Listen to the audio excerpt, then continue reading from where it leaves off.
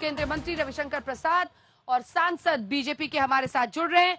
रविशंकर जी, मेरा पहला सवाल आपसे यही कि सी वोटर का ये सर्वे साफ संकेत दे रहा है कि आपका जो गठबंधन एनडीए का नीतीश बाबू से टूटा, तो सारा का सारा इसमें फायदा तेजस्वी यादव ले जाते हुए दिखाई दे रहे हैं। चाहे उनकी लोकप्रियता का सवाल हो, चाहे वोट परसेंटेज हो, या फिर सीट्स की बात। रविशंकर जी, देखिए, आप स्वयं कह रही हैं स्नैप पॉल है ना, तो 25 के पहले 24 लोकसभा का चुनाव होगा ना, तो उसमें जनता मुद्दों को देखेगी ना, नेता कौन है प्रधानमंत्री के रूप में देखेगी ना, महागठबंधन के प्रधानमंत्री के नेता कौन है, नीतीश कुमार है, तेजस्वी हैं या ममता जी हैं या क्या है, राहुल जी हैं, ये देखेगी ना। तो आज के आपके स्नैप पॉल पर कोई निर्णयात्मक निष्कर्ष निकालकर मैं टिप्पणी करूं, ये मेरे ख्याल में उचित नहीं होगा। मैं अपने अनुभव के आधार पर इतना ही कहता हूं, मैं अपने प्रदेश के जानता हूं, यहाँ के लोग देश में स्थायित्व चाहते हैं। नरेंद्र मोदी की लोकप्रियता बहुत ही जबरदस्त है और 24 का चुनाव होगा तो हर विकास के मुद्दे, राष्ट्र की सुरक्षा के मुद्दे पर हमें बहुत प्रामाणिक और प्रभावी जन सहयोग मिलेगा, ऐसा हमारा विश्वास है। लेकिन हाँ, आपका एक स्नैप पॉल है, तो स्नैप पॉल अपनी जगह पर है, उसके ऊपर मुझे कोई टिप्पणी नहीं करनी है। लेकिन एक टिप्पणी अगर आपकी अनुमति हो तो मैं जरूर करूंगा। मुझे कल के आपके साथ जो व्यवहार हुआ, इसकी जानकारी मिली है, ये बहुत ही दुखद है। पटना शहर का मैं सांसद हूं, हर पत्रकार को अपनी बात पूछने का अधिकार है, अनकंफर्टेबल सवाल पूछने का भी अधिकार है। तो जनता के द्वारा प्रायोजित रूप से हूट करवाया जाए कार्यकर्ताओं के द्वारा, ये दुर्भाग्यपूर्ण है, इसे मैं उचित नहीं मानता जी। और इसको लेकर पूरे देश से कई लोगों का समर्थन भी मिला और उसके बाद से ये सवाल भी खड़ा हुआ है कि जब आप रिपोर्टिंग के लिए अलग अलग जगहों पर जाते हैं, बहुत सारी चुनौतियां आती हैं, लेकिन एक बात है रविशंकर प्रसाद जी कि ऐसी हर घटना हमारे हौसलों को बुलंद करती है कि कोई भी राजनीतिक पार्टी अपनी गुंडागर्दी करके किसी भी की आवाज दबा नहीं सकती है। निष्पक्ष रूप से आज तक अपनी खबरों को रखता है, रखता रहेगा। अगर कोई पार्टी के नेता, उनके प्रवक्ता, उनके कार्यकर्ता कोई भी गलत नियत रखते हैं किसी के बारे में, तो वो उसको सही तरीके से सामने रख सकते हैं। अगर गुंडागर्दी कोई भी पार्टी करती है तो उनको अपने अंदर झांकने की जरूरत है। और आज बड़ी ईमानदारी से ये भी बता सकती हूँ कि वो कौन सी पार्टी थी, वो कौन से नेता थे, तस्वीरें सामने थी मेरे। अगर मैं भी चाहती तो वीडियो बनाकर आज उनकी तस्वीर दिखा सकती थी। लेकिन ये कोई पहेली नहीं है बिहार में कि वो कौन सी पार्टी के नेता हैं। ये उस पार्टी के बारे में सब कुछ कहता है, ये उस पार्टी के चरित्र को दर्शाता है। इससे ज्यादा मुझे कहने की जरूरत नहीं है। धन्यवाद, आपने ये मौका दिया इस मुद्दे को उठाकर, वरना मैं सोशल मीडिया या फिर क्या होता है, पत्रकार खुद खबर बने, ऐसा नहीं होना चाहिए, ये मानती हूं। लेकिन रविशंकर प्रसाद जी, 16-17% लोकप्रियता दिख रही है सर बीजेपी के नेता की। अगर मुख्यमंत्री पद की दावेदारी की बात हो तो आप लोग 24 तक कैसे संभालिएगा? क्या इस बात पे सच्चाई नहीं है कि आप लोग इतनी सीटें लाने के बाद, लगभग डबल सीटें, आप लोगों ने भी नीतीश कुमार को ही मुख्यमंत्री बनाया, उनका वो चेहरा, उनकी वो छवि, उनका स्थायित्व बिहार में जचता है, ये बात आप लोग भी स्वीकारते थे, तभी तो आपने इतनी सीटों के बावजूद उन्हीं को सीएम बनाया। आपका कोई चेहरा है नहीं, तो फिर 24 में कीजिएगा क्या? 16% है सर लोकप्रियता बीजेपी के नेता को मुख्यमंत्री बनाने की। रविशंकर जी, नहीं, पहले मैं आपको एक बात बता दूं, उस बात को मैं कंप्लीट कर दूं। आपके साथ जो आचरण किया गया वो बदले हुए बिहार के टॉलरेंस का लिमिट है फ्री प्रेस के खिलाफ, तो मैं इसकी भर्त्सना करता हूं। आप तो बिहार आती रही हैं ना, बहुत हम लोग से भी तीखे सवाल पूछती हैं, आप तो सबसे पूछती हैं, आज तक तो नहीं हुआ। सत्ता बदली तो ये हो गया, ये और चिंता की बात है। अब जहां तक आपका सवाल है अंजना जी, 24 में लोकसभा का चुनाव है ना कि बिहार विधानसभा का चुनाव है? मैं फिर आपके सी वोटर के स्नैप पॉल पर विश्वास नहीं कर रहा हूं, लेकिन उन्होंने किया, मैं उसका सम्मान करता हूं। जरा देखिए ना आगे आगे क्या होता है, कितना अंदर के कॉन्ट्रडिक्शन सामने आते हैं। भ्रष्टाचार के मामले में बिहार की जनता में जो खौफ का माहौल आएगा, बाकी आएगा, छोड़ दीजिए उसको, देखने दीजिए। मैं भी अपने प्रदेश को जानता हूं, यही काम करता हूं, आपने भी बिहार को देखा है। तो आज ही के दिन सब निष्कर्ष निकाल कर करके आज उनकी सरकार बनी है, अवसरवादिता की बनी है, बैठे हैं, चलिए ठीक है, शुभकामना देता हूं इस अवसरवादी गठबंधन को भी। नीतीश कुमार जी ने आपने सही कहा, यह भी बिहार की विडंबना है।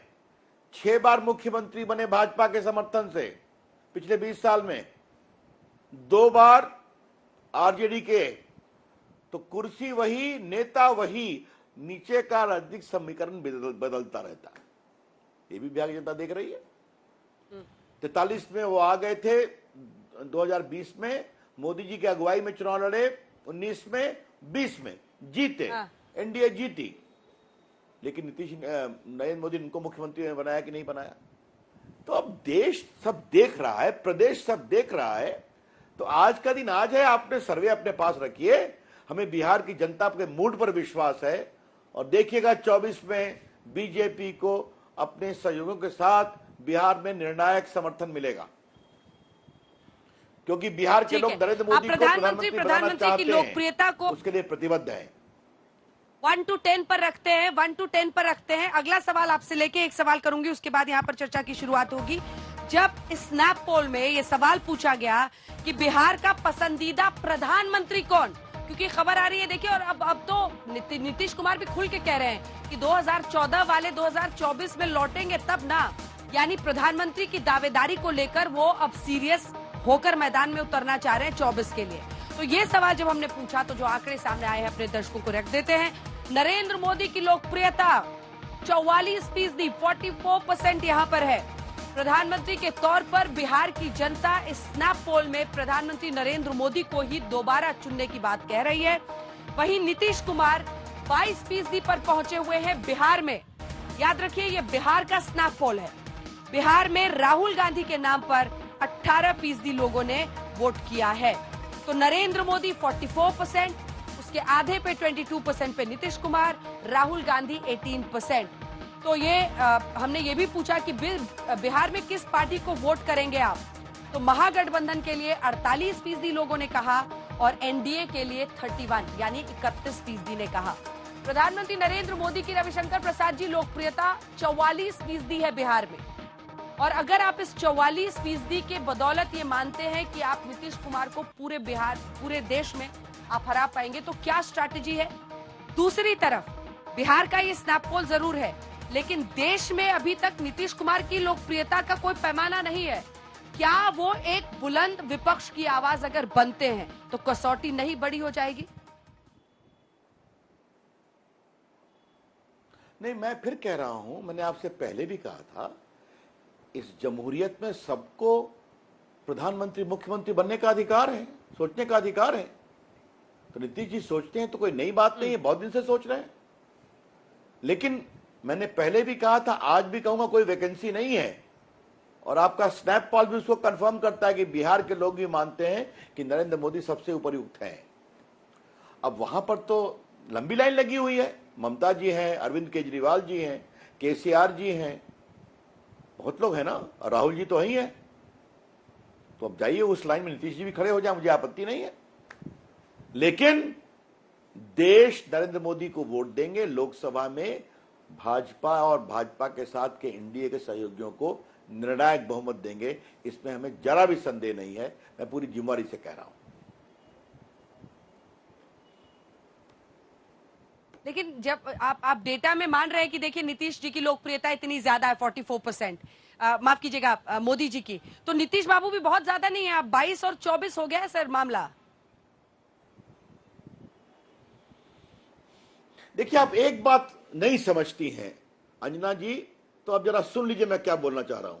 अब देवेगौड़ा और गुजराल का समय खत्म हो गया।